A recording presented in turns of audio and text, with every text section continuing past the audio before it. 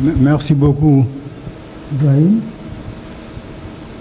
Merci beaucoup à Alioune et à Africa Jom Center de m'avoir invité, d'avoir pris cette initiative et de m'avoir invité pour m'y associer. Je dois dire que c'est avec beaucoup d'humilité que je prends la parole, parce que quand même ça fait quelques 4 ans que je suis éloigné des affaires. Je suis quelqu'un qui est à la retraite, qui est donc en retrait par rapport au traitement des affaires dont nous parlons. Donc je vais parler avec beaucoup d'humilité. Parce qu'il y a des personnes qui savent mieux que moi comment les choses sont aujourd'hui. Je dois dire également que je vais parler beaucoup, je suis ému. Parce que la question dont nous parlons aujourd'hui est l'une des toutes premières dans lesquelles, dans le traitement, j'ai été un jeune diplomate en fin 77, début 78, quand on a commencé à parler de libre circulation des personnes et des biens. Et j'ai eu l'honneur redoutable à l'époque d'être celui qui devait introduire au niveau des experts le projet d'instrument juridique à adopter sur la question. Tout ça, c'est bien loin.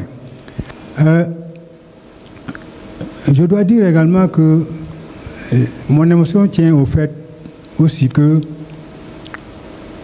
le contexte a changé, parce qu'à l'époque,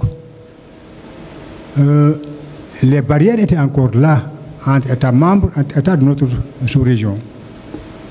Barrières linguistiques, j'allais dire barrières idéologiques, méfiance les uns à l'égard des autres, les modérés, et autres.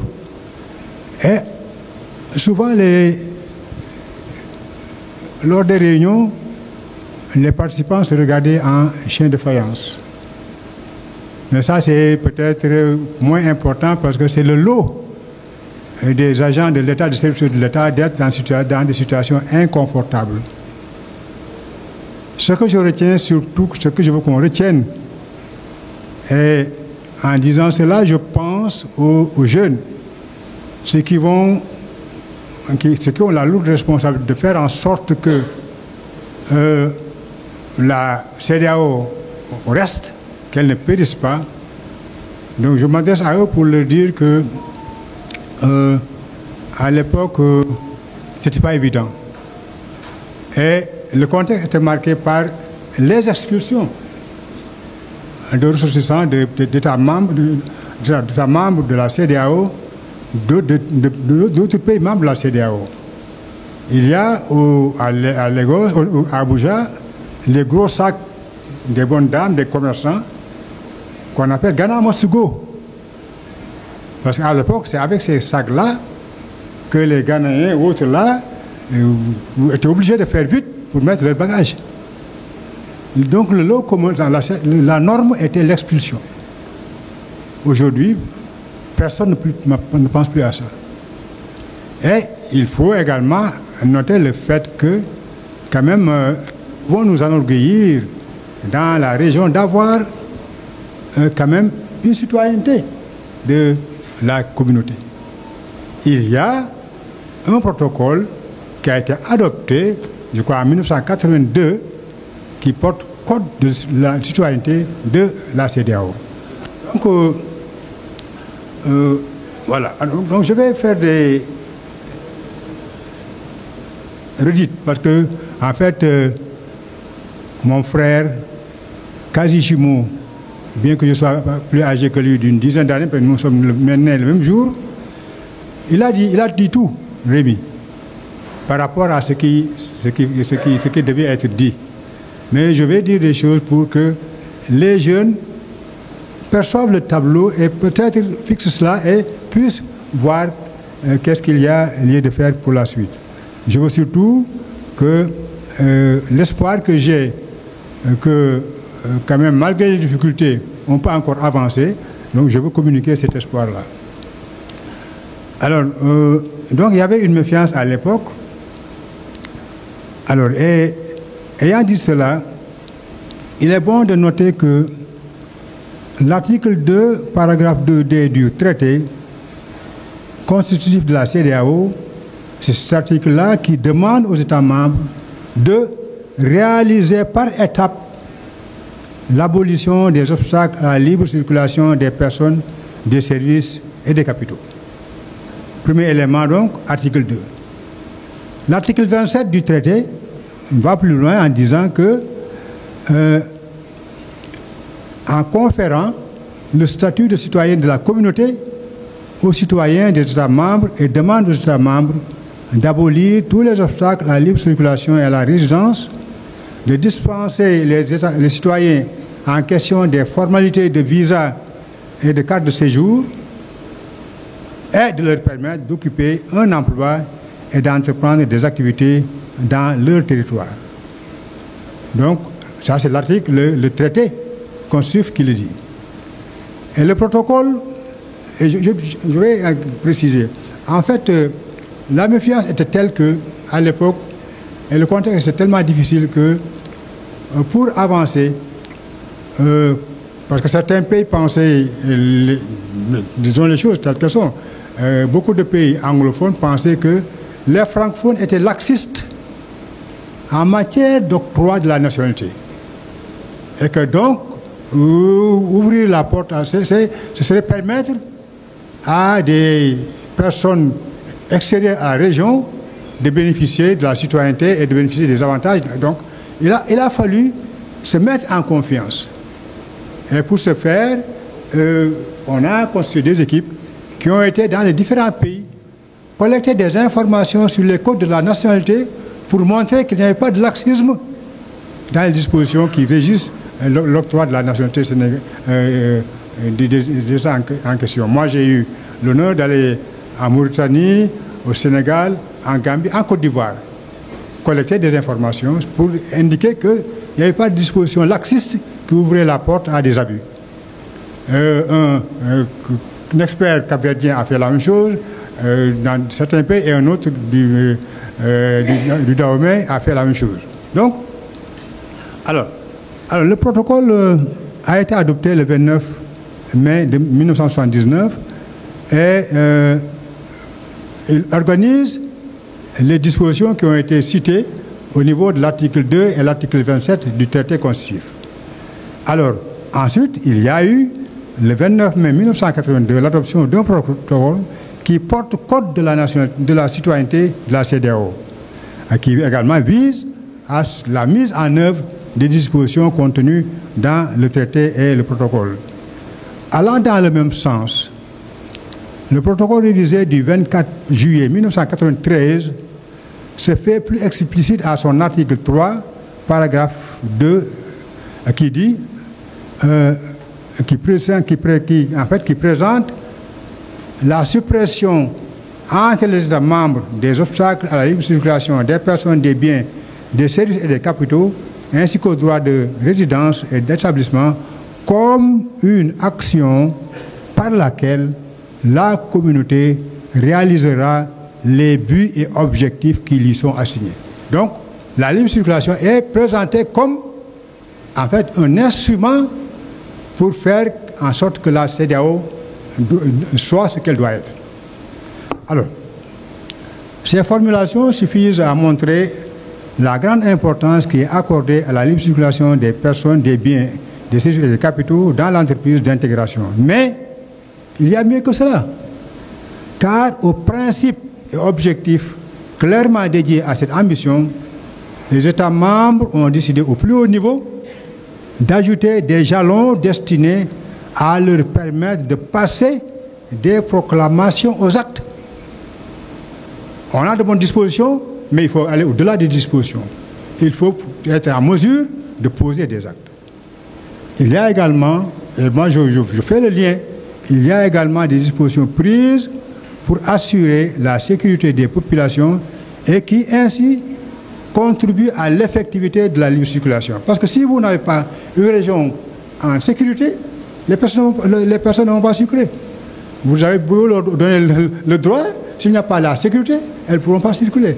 Donc l'importance de travailler à ce qu'il y ait une région où il y a la sécurité. Donc c'est pourquoi je vais aborder 2 points.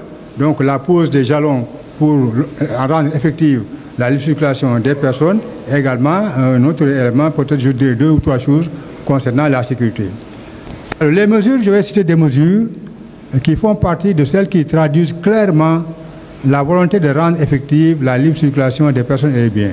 Il y a la constitution d'un groupe restreint dit Task Force pour l'élimination des obstacles à la libre circulation.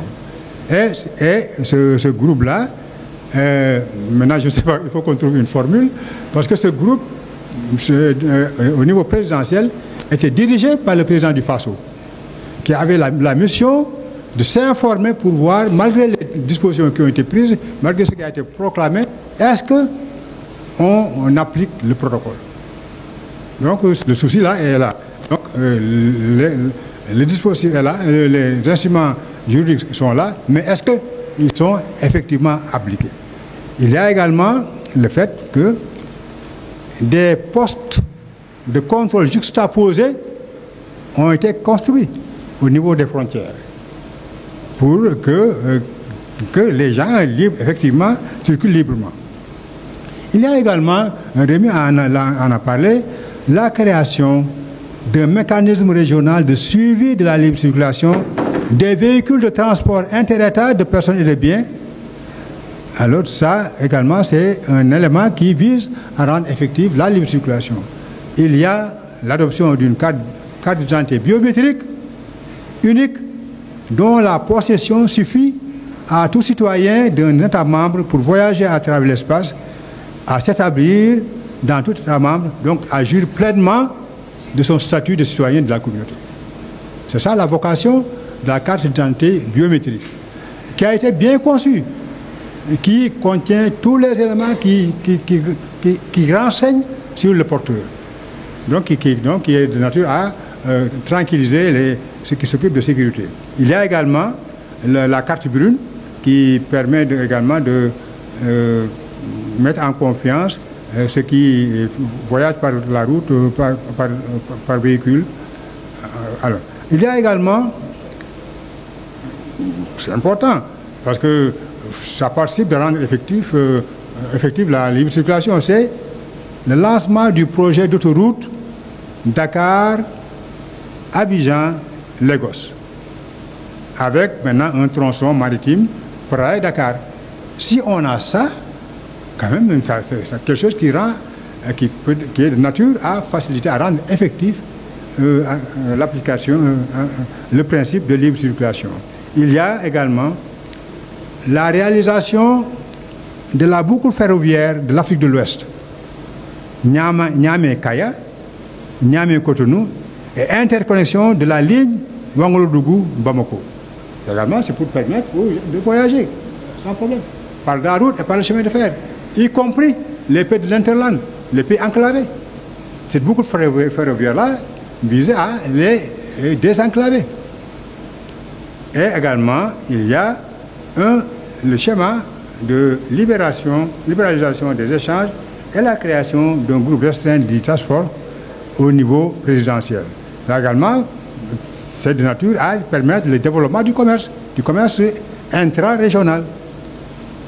Ensuite, on n'en parle pas assez, mais également, il y a la prise en compte au niveau de la région de l'éradication du phénomène d'apatridie. Il y a des personnes, c'est un phénomène douloureux qui est là, qui souffre beaucoup de personnes, et qui est là, qui est silencieux. Et la CEDEAO a décidé de prendre les phénomènes à bras le corps et de l'éradiquer pour que ces personnes-là également ne soient pas confinées dans leur espace, qu'elles puissent avoir la possibilité de voyager dans l'espace CEDEAO.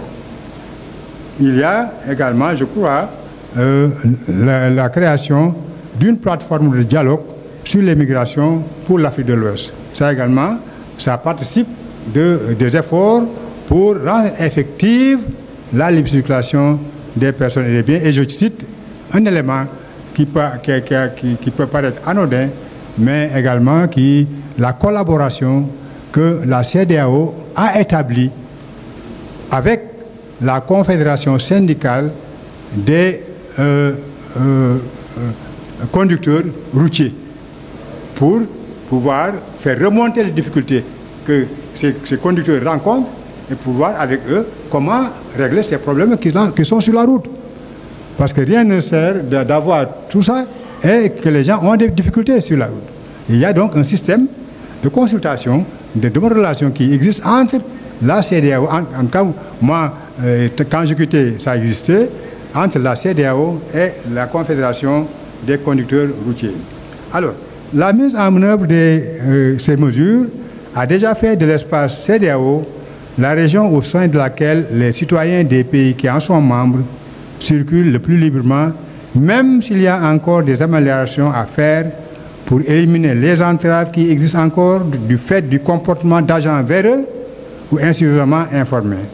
Dans le même ordre d'idée, il y a d'autres mesures dont la mise en œuvre effective ne peut manquer d'améliorer encore la circulation des personnes et des biens dans la région et de renforcer ainsi le statut de communauté économique régionale exemplaire de la CEDEAO.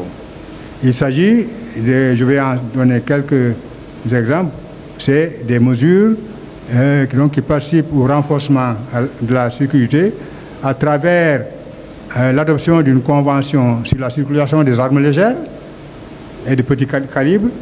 Il y a le soutien au mouvement contre les armes légères en Afrique de l'Ouest. Tout ça permet de rendre la sécurité meilleure en Afrique, dans la région. Il y a également le lancement d'un plan d'action régional pour éradiquer le terrorisme. Parce que le terrorisme également est un handicap à la libre circulation des personnes et des biens. Il y a ensuite quelque chose qui distingue davantage la CEDEAO, c'est la mise en place d'un système d'alerte précoce qui permet, ce système, sa mise en œuvre contribue à améliorer la sécurité dans la région. Ce système-là, qui permet de faire des alertes et qui fait des suggestions pour les réponses à apporter aux alertes, s'il est appliqué, rendra notre région encore plus sûre. La pertinence de ce choix est encore plus évidente dans le contexte actuel marqué par la persistance du défi sécuritaire à travers la commission d'actes terroristes. Il en est de même des efforts déployés pour amoindrir, il y a des efforts qui sont déployés, on ne le dit pas assez, pour amoindrir les risques de survenue de crises pré- ou post-électorales grâce à l'adoption du protocole sur la démocratie et la bonne gouvernance et du cadre de prévention des conflits de la CEDEAO.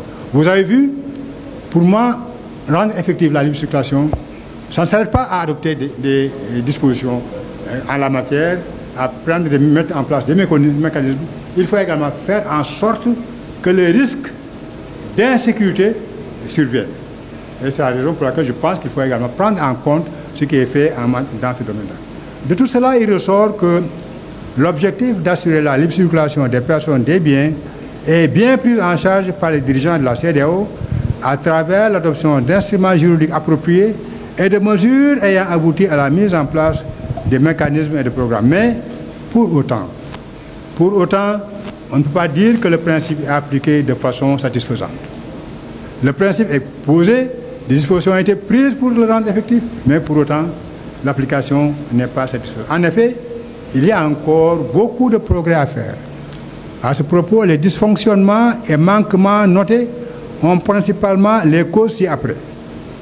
Alors, il y a, à mon avis, une insuffisante appropriation des dispositions et mesures par les bénéficiaires, ce qui est dû largement à la méconnaissance du contenu de ces dispositions et parfois même on ne sait pas que ça existe.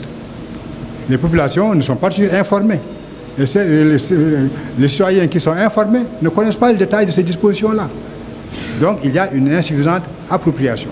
il y a également une absence de conscience professionnelle et d'intégrité des agents chargés de la mise en œuvre des dispositions et mesures, souvent aggravées par une méconnaissance de celles-ci, des dispositions. Il y a en outre une absence de sanctions appropriées en cas de manquement dans l'application des dispositions et mesures. On ne sanctionne pas. On voit qu'un agent a fauté, on ne le sanctionne pas. Alors, enfin, une évaluation périodique de la mise en œuvre des dispositions et mesures est un indispensable moyen de relever les dysfonctionnements et manquements et d'y remédier. Il faut évaluer. On a des instruments juridiques, on a des mécanismes. Il faut évaluer leur application, leur mise en œuvre. On a tendance à insister dans nos organisations sur l'audit interne. L'audit interne, c'est important pour voir les comptes et autres, mais il faut également l'efficacité de notre action dépend de la manière dont sont mis en œuvre les textes que nous avons. Et là, c'est l'évaluation qui permet de le faire. Donc, il faut espérer donc que l'amer constat fait par le président de la commission au poste de contrôle juxtaposé de Sémé Craqué, il s'est rendu il n'y a pas longtemps, l'incitera à voir comment aller dans ce sens, c'est-à-dire évaluer dans quelle mesure ce principe-là qui a été adopté, les mécanismes qui ont été mis en place, comment tout cela a été appliqué pour pouvoir apporter les correctifs et surtout pour améliorer le tout de manière à ce que notre organisation, notre région réponde réellement à sa réputation d'être la région où on circule le plus facilement. Merci beaucoup. Merci.